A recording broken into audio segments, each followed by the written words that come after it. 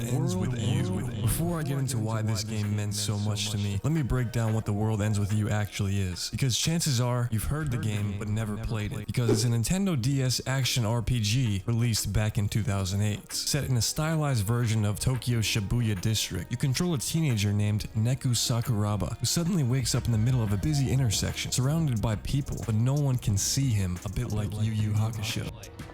Whoa! You think you can do just whatever you want because you've got that stupid uniform on? You can't just write me off! Listen to me!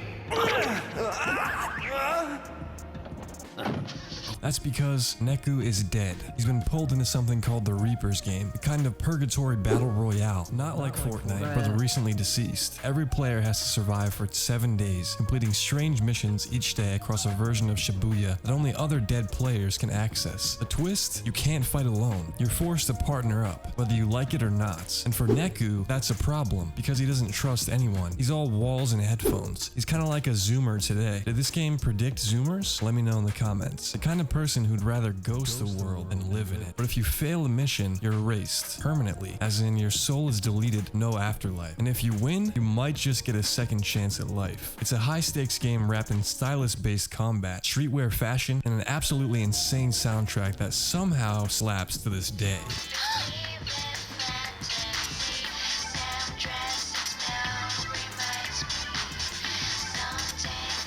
When I first booted up The World Ends With You, I thought I was just diving into another stylish JRPG. But what I got was something else entirely. A game that didn't just challenge how I played, but challenged how I lived. This is the Reaper's game, a week-long battle for souls trapped between life and death. You don't know who to trust. The rules keep changing, and every decision feels like it might be your last. The more you play, the more you realize this isn't just a game mechanic. It's a metaphor for life. The Reaper's game gives you one shot, no retries, no second save file, and that weight, it lingers over every day that you play. The pressure, it changes how you approach everything. And looking back, I think that's why this game hit me so hard when I was younger. As a kid, I genuinely thought Neku was going to die if I didn't finish the game fast enough. All I saw was that timer counting down.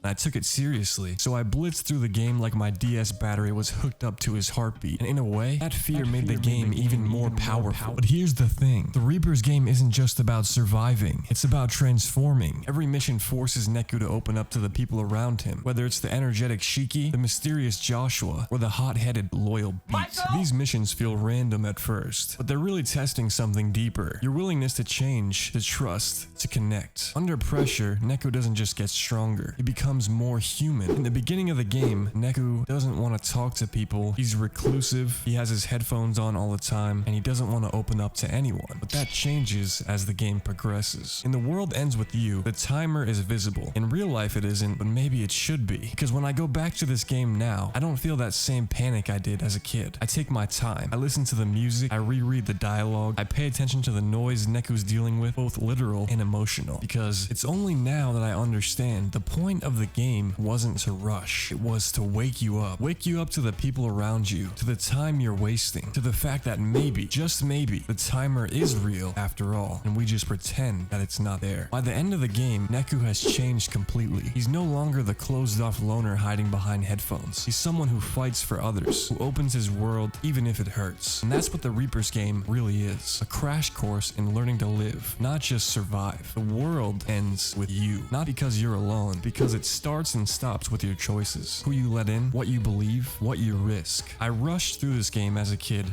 because I thought the timer was real. Now that I'm older, I know it always was. The World Ends With You taught me something I'll never forget. You only get one shot. So guys, live like you're already playing the Reaper's game and make it count.